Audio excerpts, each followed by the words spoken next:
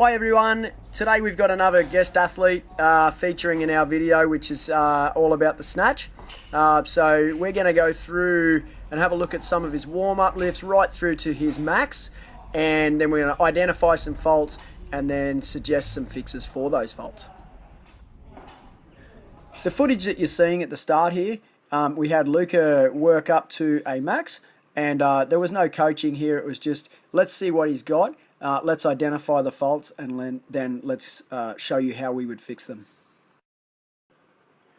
The first thing that I want to address with Luca's snatch is his setup position.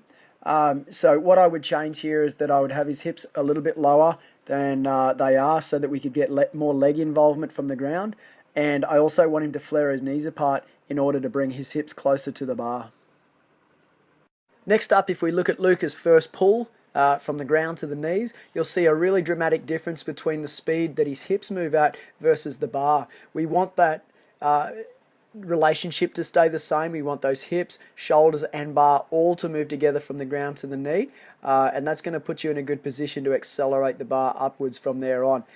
What's happening though is because his hips are so high due to that early knee extension that he's putting himself in a position where his lower back's doing the bulk of the work.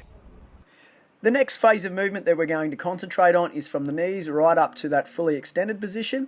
And if we look at Luca's above the knee position right now, it's not too bad. His knees are back, he's over the bar's pulled in close. The only thing I'm really going to pick on is having his head craned back in that extended position. If we look at the execution of this phase of the movement, you'll see that Luca gets onto his toes prematurely.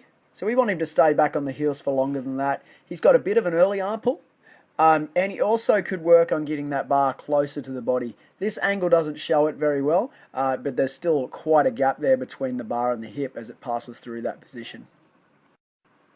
The next thing to focus on is Luca's catch position. Now I know Luca can overhead squat reasonably well at this sort of load, so that tells me that there's an executional error happening when we're transitioning from full extension into this position. What I want you to notice here is that Luca's got a delay in shooting his hips back into that squat position. So because of that, the only way he's able to create depth and speed under the bar is by shooting his feet way wider than what we would want him to.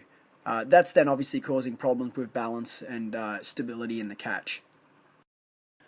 The obvious question is, how do we fix this? So we want to prioritize, and the first thing I want to sort out is his position on the ground. So we got Luca into a better setup with his knees flat apart, more tension in the body, and then we just had him stand up without the bar and then come back down to the bar several times and just practice assuming the correct start position. From there, I had Luca work halting snatch grip deadlifts. So we're just working from the ground, pausing at the knee, and just focusing on keeping the mechanics as correct as possible. There's no speed involved. We're pausing above the knee, strengthening that position, and then just once again recalibrating that brain into the correct pull from the ground. Once we were happy with Luca's mechanics from the ground to the knee, we moved on to some hang power snatch. So the reason I got him to do this was it was less likely he would muscle the bar from that position. I prompted him to focus on getting the bar in closer to the hip as we get towards that extended position.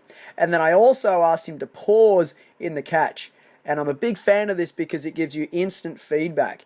If you're able to land in a rock solid position and you feel stable there, then you know straight away that you've done a good lift, even if you don't know how you did it. I'm sure you'll agree that just through a couple of simple drills and skills that Luca's movement has improved quite a lot, and hopefully this will make you realise how much improvement can be gained without anything really that technical.